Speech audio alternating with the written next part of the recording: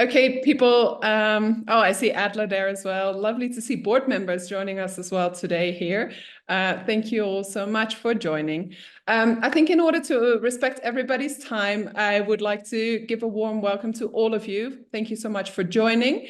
My name is Nicolette Koeman. I'm the Chief Engagement Officer here at All Hands and Hearts, meaning that basically I'm in charge of development and fundraising and development and marketing, apologies. And I'm together here with Jessica Thompson, who is our CEO, and we're absolutely thrilled to have you here today. A little bit of a household notice. If you happen to have any questions or doubts, would you be so kind to put those in the chat of the Zoom call?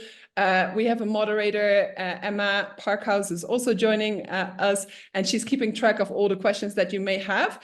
And then at the end of this presentation, we will build in a moment to review any of the questions and provide some answers to everything that is on top of your mind. So thank you so much. It is a real pleasure for me to introduce to you all Jess Thompson, our CEO. Jess started off with our organization in 2009 when she was still a volunteer. She has traveled the globe, traveled many of our programs worldwide.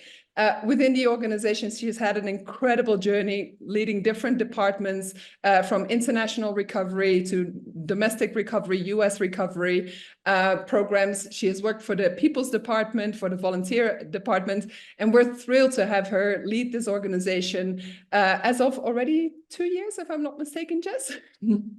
Amazing. So I would like to pass it on the microphone to Jess because she can tell a little bit about her personal experience, having recently visited the areas that were impacted by the disasters of Hurricane Helene, Hurricane Milton. Jess has tons of experience with seeing disaster sites. She has previously participated also in relief and recovery efforts after Superstorm Sandy and Hurricane Harvey. So she's very used to it, but she really loved to have this platform and share these experiences also with you to give you a little bit of a peek of what is going on in these communities right now. Thank you so much. Thank you, Nico, and thank you to everybody for joining. As Nico said, you're welcome to put all of your questions and thoughts into the chat so that we can cover some of those topics, and if you need more information on any of the things that I say through this presentation. So as Nico said, we're focusing today on Hurricanes Helene and Milton and the impacts that they had across the southeastern United States. I was able to visit both of those locations as soon as it was safe to do so, and the levels of damage that we're seeing are catastrophic in these communities.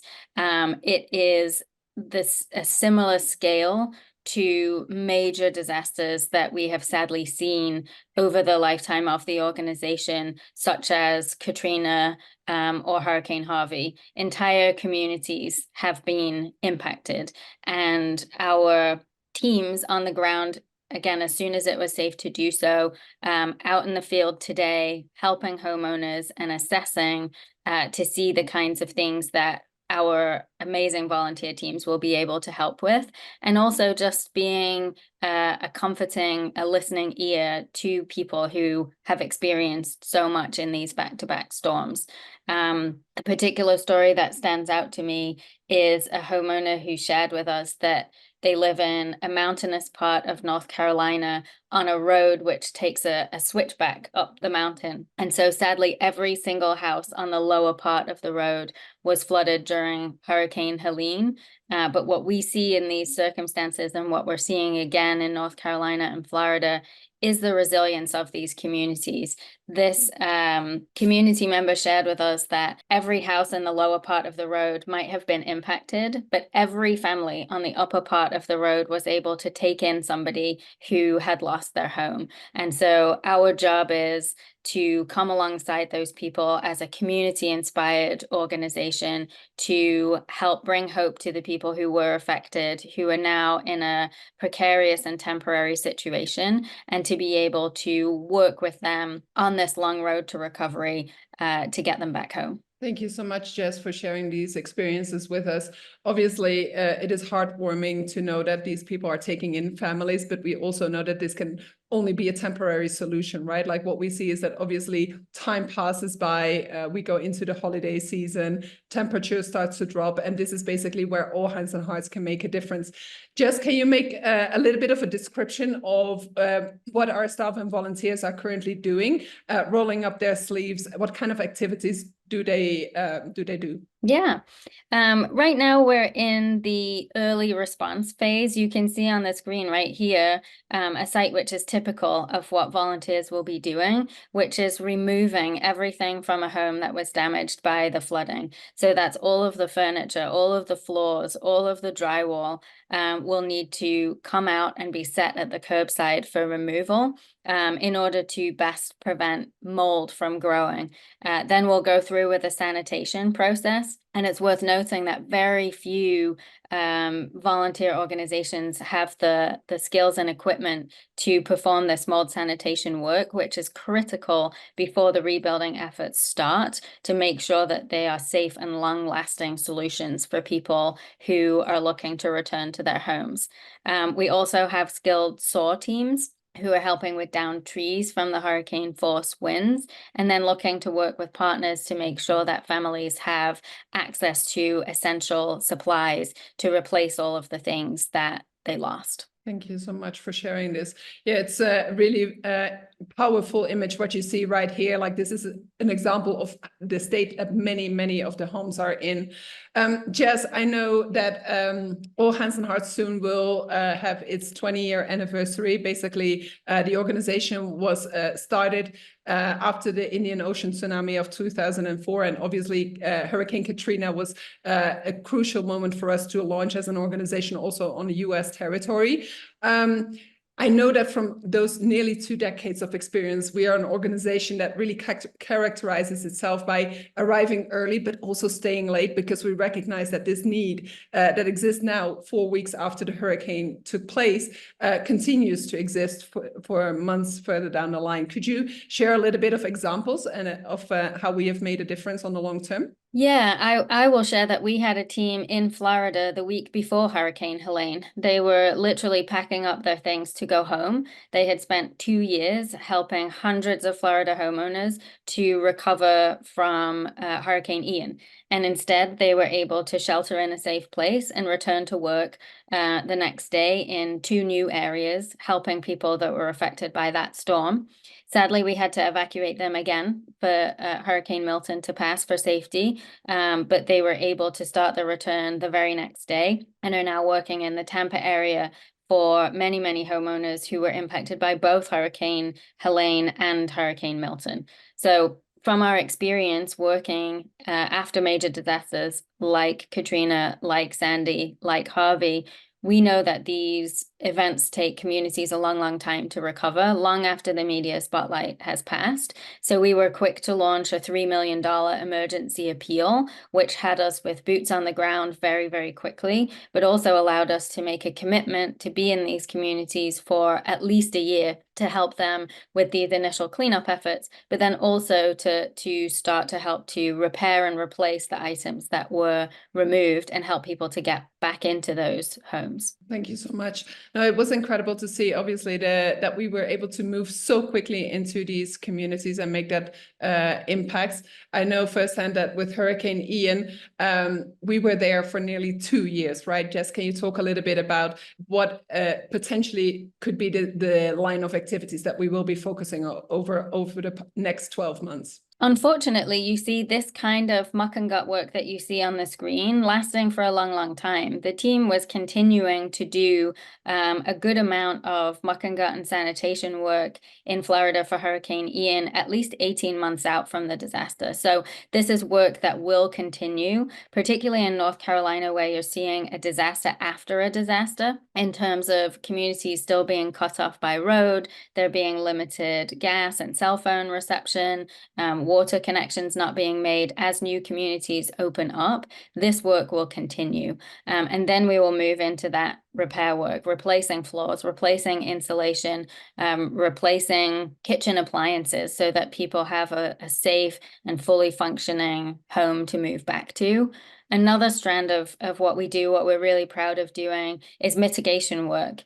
So in Fort Myers Beach, after Hurricane Ian, we installed professional grade mitigation shutters, which help to mitigate against the impacts of Hurricane Helene and Milton as they came through. And that's something that we'll also look to repeat here in North Carolina and in the Tampa area too. Thank you so much for sharing that. I think like that angle of the immediate response, then going on to the recovery stage, but then also taking into account mitigation is something that makes our value proposition really, really powerful, knowing that this obviously is not the last hurricane that we will see pass through these areas, no, unfortunately. So really incredible work going on there. Jess, I know that when you look at this picture, there's a couple of strong people getting very, very dirty there with their boots in the mud. I would love for you to know, what can people at home do? Can you give us an example of entities that are working that are not maybe physically right now on the ground, but do try to make a difference from wherever they're at? Yeah, first of all, I do want to say that you do not have to be an expert. You do not have to be a superhero to be able to participate in this work. There are a range of activities on every single site that mean that everybody is able to show up and be effective. I spend a lot of my time in the initial aftermath of a disaster, letting people know that they should not self-deploy. It's dangerous to go into these areas without the expertise and knowledge, and it's difficult to figure out how to be helpful. You could take resources from the people who were affected by the disaster. You could put yourself or somebody else in danger. However, if you sign up with a reputable organization like All Hands and Hearts, we exist to provide the structure, the tools, and the leadership for you to have confidence that you can show up and that you can have a productive experience and that you can be really helpful to people who have been impacted. So firstly, there is the volunteer opportunity, and it is open to all. You do have to roll up your sleeves or maybe roll them down and put some gloves on in this case, but you can be effective even if you have no experience in this context. I would also share to the partners and potential partners on the call a huge thank you to our long-term partners who step up time and again to support this work. We have people like Lowe's, Baker Hughes, Amazon, a number of airline partners like Southwest and others who work through an aggregator called Airlink, who are major supporters of our work and really allow us to go in quickly as we did, and then whose attention is not distracted in the same way as others who are not aware that 80% of funding for disasters comes in the first 2 months, but the work goes on for a long time. So we're really grateful to those partners, and we're grateful to be, we're so honored to be able to offer the opportunity for their employees to engage in this way. We truly understand that human desire as you sit at home and you see something that's happened to be able to help but not know where to start. And we are excited to be able to invite employees of all of these different companies to come and participate directly in this work. Obviously, not everybody can physically get a disaster location, and so we have other opportunities to support as well. It's really important to share the message, not just today, not just next week, but 3 months from now, 6 months from now, a year from now. And the same holds true for the volunteer opportunities. To come next year when people are feeling forgotten, to continue to share the message that these communities need help is so important in shining that spotlight and prolonging our ability to help these communities for the long term. And then we need funding to be able to do these things. So there's also the opportunity to contribute financially, again, today and also in the future, to be able to support these communities on the long road to recovery. Amazing. Thank you so much for sharing that. Definitely, we will pack our suitcases and be on our way to join you, the staff and the volunteers there on the ground, and to make that long-lasting impact, emphasizing once again that obviously this is still very much on top of people's minds. It's still fresh in our memories, but obviously we go into the holiday season, people start to focus on other things such as the elections, such as sharing meals around Thanksgiving and Christmas, but obviously sliding into that new year, the need will still continue to exist out there, and this work will go on for a really, really long time until the people are back on their feet. So here we share a little bit of the 3 options that people have in order to contribute. Please visit our website. That is basically where you can sign up as a volunteer. That is where you can make a meaningful contribution to our work. And then also our social media is also the platforms where you can stay in touch, learn about everything that we are accomplishing, all of us together. Because what we always say at All Hands and Hearts is that one person alone can do only so much. But then if we join forces, if we're basically stronger and better together. No? So this is an invitation to the wider audience here that is joining us today to really sign up and come out and there and help us through. Emma, I would like to know, for the purposes of the time, whether we have received any questions. We have received a couple of questions. This one is from Edward. So thank you, Edward. Hello, how do you prioritize the people you work with?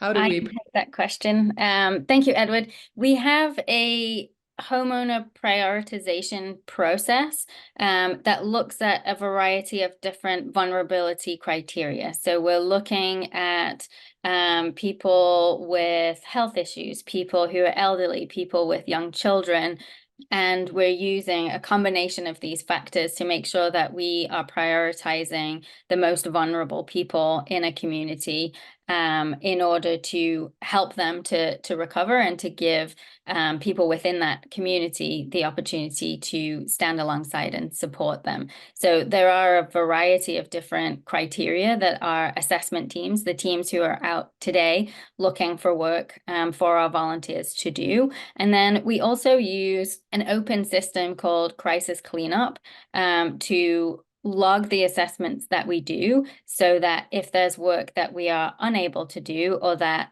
we don't have the capacity to do, we can share it in this forum that all disaster relief nonprofits have access to be able to make sure that we're not duplicating services in one location and missing out another location.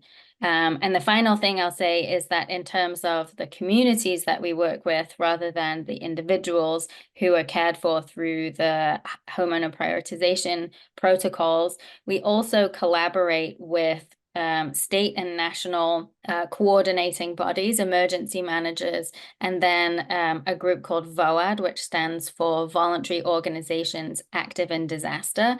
And we all get together in stand-up calls in the beginning of a disaster, and we discuss the areas that we're thinking of focusing on, the different towns and communities, so that if one group says that they're going to Hendersonville, we can think about going to Black Mountain, and again, making sure that all of the different communities are represented across the broad scope of disaster relief organizations. Amazing. Emma, do we have another question maybe? We do. This one's from Arvi.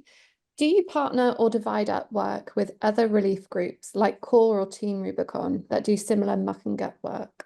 Yeah, I think we covered a little bit of that on the previous question with the crisis cleanup platform that allows organizations to effectively divide up work. And then we're also able to share work that's outside of each other's capacities. Team Rubicon has some really high-tech SOAR people who can do some very complex work. And that frees us up to do things that our teams have the competence and capability to do safely. And that allows, again, more members of the community to get the support that they need. Thanks, Jess. And I think we do have time for one last question, which it's the last one on here anyway. How do you decide which disasters you will respond to? So our primary criteria for responding to a disaster is that local capacity is overwhelmed. So this looks different in different communities, right? We have responded back in 2011 to the tsunami and earthquake in Japan. I was there myself. We haven't responded since because Japan has amazing capacity to self-recover from smaller events. But unfortunately, what we see is there's always a point at which that capacity can be overwhelmed. So it looks different for different communities, but we're really looking for somewhere that it is genuinely helpful and hopeful to have people show up from around the world who don't know them, to stand alongside them in a time where they just need a couple of extra hands to get back on track. So we're looking for community capacity. We're looking for volunteers to be able to get there and have an impact, because our model is to be able to bring a new and diverse community of people together to support in these disaster-affected communities. We obviously need some funding to be able to do the work, but if there is a need there, then we will do our best to be able to access that funding and be able to show up and do the work that we know and love. So I think it's important to say that we are here today to talk about the major impacts that we saw across the Southeast with Hurricane Helene and Hurricane Milton, but we have responded to 14 different events over the last 12 months of varying sizes and scales, of varying levels of attention from the media, but we saw communities in need and we saw work that we could do to help them. And so we deployed our teams to be able to go and assist in a variety of different locations to a variety of different events. And there is a pay it forward mentality, which is so heartwarming to see, not just the people in North Carolina who have taken in their neighbors, but the hotel in Houston that did a drive-by fundraiser because we helped them after Harvey and they wanted to pay it forward to communities in North Carolina. The small business in Missouri that's having an Oktoberfest fundraiser, paying it forward to Milton because in 2015, we had an impact in their community that is so far off of everybody's radar now. The emergency manager that I met in Florida recently, who was deployed from California as part of a resource sharing agreement, who knew All Hands and Hearts already, who shared with the EOC coming together in Tampa. Love those guys. Those guys are great. Met them in the San Diego flood 12 months ago, which again, didn't get this kind of attention. So we are here for the communities in Florida and North Carolina that are affected. And with your support, we'll be able to help not just here, but in other smaller scale disasters across the United States and around the world. Thank you, Jess. We do have one question that's just come in from Karen. Are you okay? I think we've got a couple of minutes left that we can answer this as well.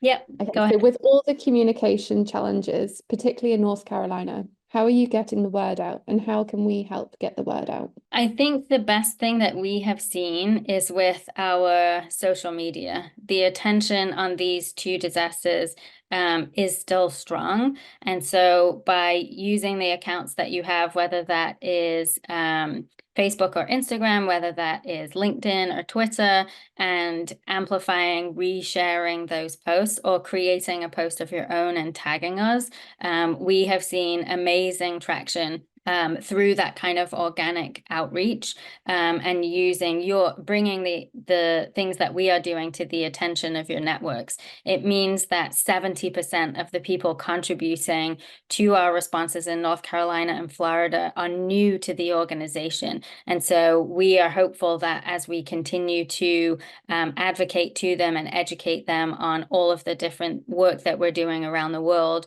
and future disasters that might not get this attention, being able to get in front of them now, and through trusted advocates like you. They know you and they trust you, and you know us and you trust us to do this work and to support these communities. And so we can leverage that connection and spread the word through people like you. Fantastic. Amazing. Thanks so much. And Telma's just adding on to that as well to say that Facebook has been extremely helpful in the North Carolina and Tennessee areas that we're So thank you for adding that on. Yeah, Tony. it is a place where communities are going to find resources. And so being there and sharing the work that we're doing is helpful to let people know that we're on the ground, that they can reach out to us, that we can organize support for them. And then that ripples out more broadly to people who aren't in the immediate area, but are able to support in other ways by being a volunteer, by donating, or by sharing those posts so that others can see what we're doing as well.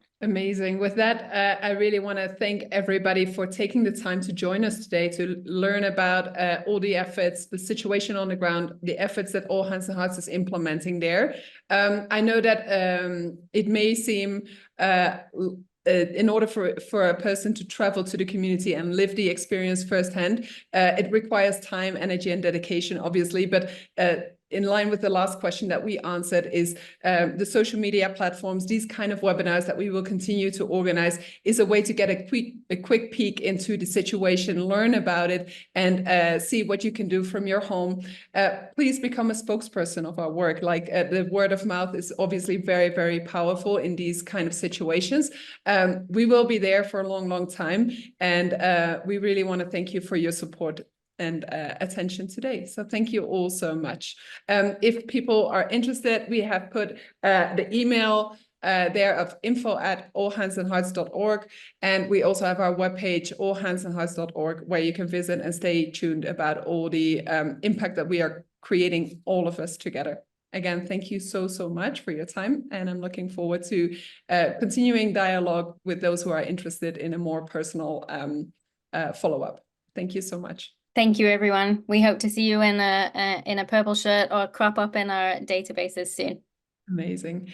And I see also that David, our co-founder, has joined us today, and we have board members joining us today. Thank you all so much. It really means the world that everybody's joining us.